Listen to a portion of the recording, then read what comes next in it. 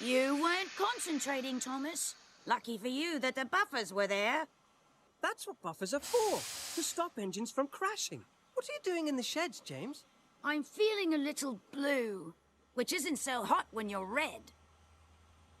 I was naughty and Sir Topham Hatt told me to think about all the ways I can be really useful. Then I can come out again. He's just trying to make this a better railway for steam engines. Sir Topham Hatt Thomas! says the harder we work, the less you'll need diesels to help. Help you? Huh? You'll always need help. Because steam engines are cowardly, cranky, worn-out hunks of metal who couldn't hurt a fly. No, we're not. Yes, you Aren't. are.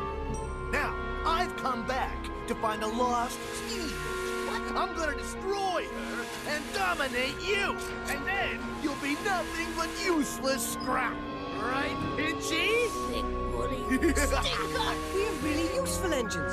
You won't dominate us, and you won't destroy her. We won't let you. Neither will Mr. Conductor. I want to fetch him now. What lost engine?